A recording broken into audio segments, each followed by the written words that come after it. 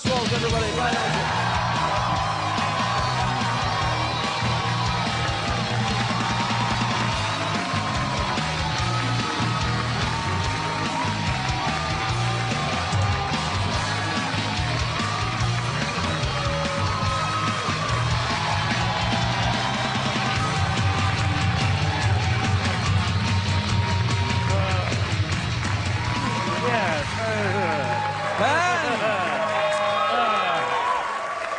Baby, you look great.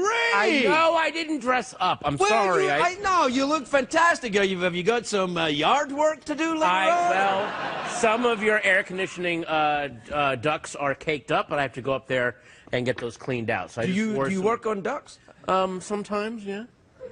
Have you ever had a real job other than being a comedian?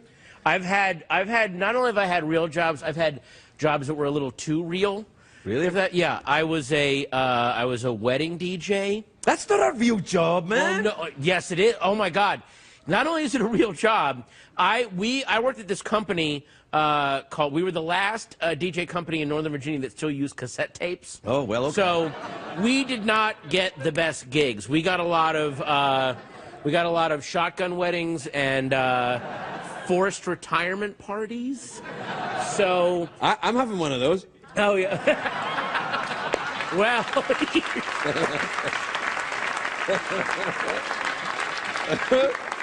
You should hire that's if you read the internet. Oh, okay. Yeah. Do people read the internet, or do they just I don't think so. look at I it? think what happens is it's kind of like, you know, in the old days that people used to run around in a crowd and shout, "Hang him!" if there was Yeah. well, now that's the internet. Yeah, exactly. Yeah. You can everything offended all the time. Hey, you got into trouble on the internet recently. I watched you on the Tweety because you're on the Tweety a lot. Yeah. You said something about censorship. I was just talking about it. Well, I got in trouble. Which one are we talking about? Because I got in trouble this morning.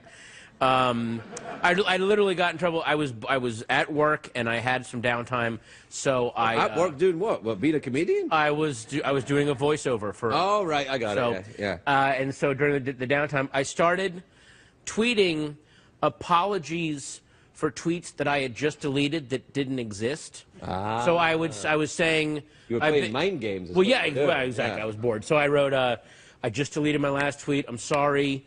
I want to apologize. I thought that 12 Years a Slave and The Butler were amazing movies. We need more tolerance. So please disregard. And then people are like, what the hell did you just write? Like, they all started attacking me for tweets that didn't exist. So I would just do that all morning. Wait, why would you do that? Because Look, are you in therapy, man? Because really we should talk. Well... Yeah. Why would you instigate that for yourself? Why would you bring that upon yourself? It wasn't that look, it took me 10 minutes to do the whole thing, but right. But then it was fun, and I will say, and I don't mean to say this as a sadist, it was fun to see people reacting to what they were creating in their own heads about what I might have said. So they were thinking of something 10 times more offensive than anything I could have written by just me apologizing for something that didn't exist. I don't know, man. I don't know. I've seen you act, and I've seen you be all kinds of offensive. Exactly. Could be, you know. No, but what I'm saying is anything that you're offended about. Oh my God, I sound like some dumb semiotics professor. I don't want to come off like that. That's the kind of thing I'm going for oh, okay, here. Yeah, Come on. exactly. No, I don't know. Like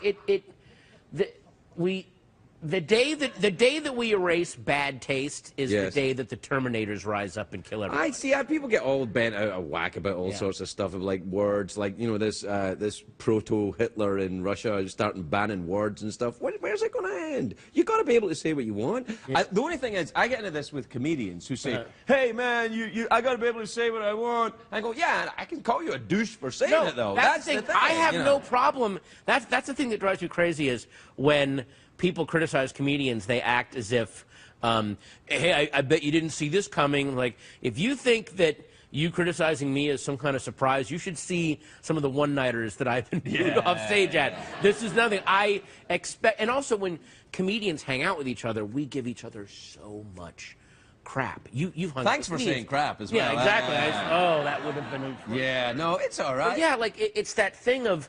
Obviously, I don't mind being criticized and having people angry with what I do. I just don't want to have to be triple thinking every single thing that comes. I mean, clearly, what they're doing is they're taking people like me who are against racism, who are against sexism, but because we're not against racism and sexism to the insane degree that they are, we are thus racist and sexist. So what you're saying is you're not really against racism and sexism. No, I'm just...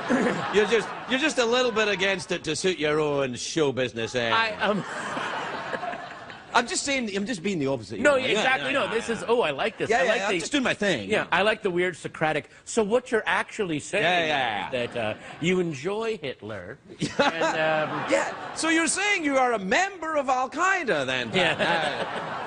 I mean, look, again, I'm not saying anything new when I say that anything can be construed as offensive. Yes. If you approach it from the wrong context, or if you purposely...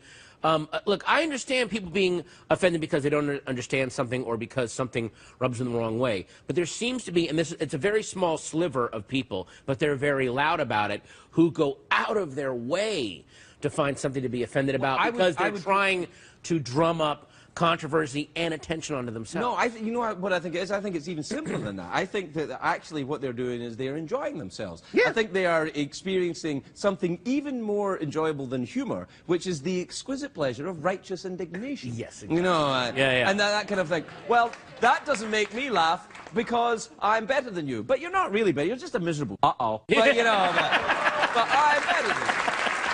Yeah. Wow. And when they say, I love it when people say, this is a good one, when they always say, good comedian doesn't have to use swear words. Oh, yeah, Richard Pryor. What a loser he was. And also, the best stand-up comedian, perhaps, ever. A good comedian doesn't have to curse, but a great comedian can make cursing sound like poetry. Well, there you are. That's the difference. I think that's it. Yeah. So, no. You mean all of that is going to be beeped? It's a serious conversation. You're a racist, man. Yeah.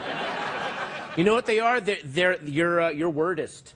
You're being very wordist right now. You're wordist, yeah. You're being very cursist. Yeah. You know what? Why don't you check your non-curse word privilege?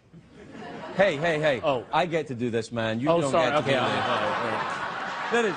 That is my word, man. Okay. That is not you. You can't do that. All right.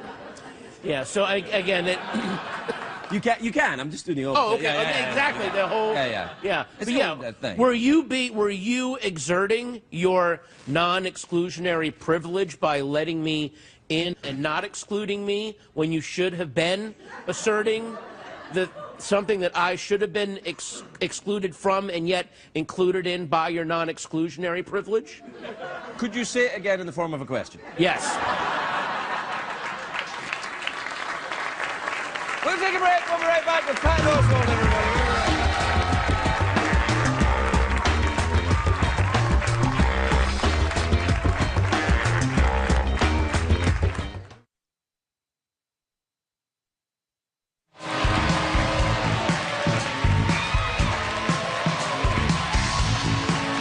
Welcome back, everybody. Welcome back. Patton Oswalt is here, everybody. I'm very excited you're here for two reasons. One, the Webby Awards on May the 19th. Yes. Good for that. And also, my new obsession on TV, Foyle's War. Now, I know you... Shut up. Yeah. There's one guy. Yeah. Well, we're just getting started. It's a movement, I loved how he made up for that. He was the only guy going, yeah! He was like trying to fill the silence. It was beautiful. No, Foyle's War. I know you love Downton Abbey, right? Love Downton Abbey. Right. Well, Foyle's War's like Downton Abbey, except good. Whoa, wait. Yeah, no. What? Yeah. It's a British detective set in the Second World War, and he goes up, he gets people, he wears a hat. I'll give you a quick taster. He goes up, like, for example, you're a naughty criminal during the war, right? All right. You're a naughty English criminal, right? Okay. Yeah, right, you twig me, mate, but you got nothing on me, you've got to let me walk. Wait. I thought you said you hadn't seen it. Oh. Yeah. Did I nail it that way? No. Right. And then Foyle would say, no, you're wrong, you see, because you've been very naughty, and I'm going to put you in jail. And you think I've got nothing on you, but that's not quite true, because when you entered the store, I took a picture of that on my camera, and now you're going to jail, you naughty, naughty man. So So Foyle is kind of posh, and he's dealing with the lower classes, or how is he? What's he doing? Yeah, here we go. No, it's not that. You're the one that did a lower class accent for the criminal. Damn. Yes. Salon's going to have a field day with that. Yeah. No. But wait a minute. Is it set in? Because I will say, I have not seen Foyle's War, but I'm rewatching all the Tinker Tailor Soldier Spy and Smiley's people. You love all this. I love damp, angry Brits. Oh, you're going to love this. You're going to love this then. So is it set in London during... No, is he in Hastings, the town of Hastings, which so is... he's out in the countryside. Wow, but it's not really. Hastings is a town that was right in the south coast of England, very close to where the Germans got during the Second World War, so the tension is right there. The Jerrys are just 20 miles away. The Nazis are all... So he's investigating crimes while the war is raging on around him. Oh. Yes, he's good, isn't it?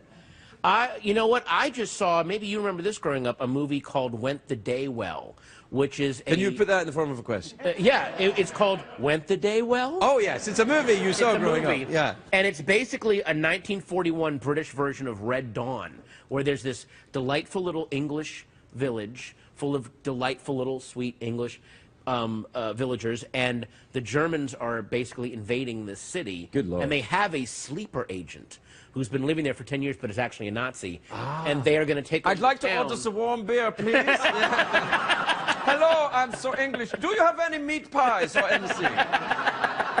Please pay no attention to my perfect teeth.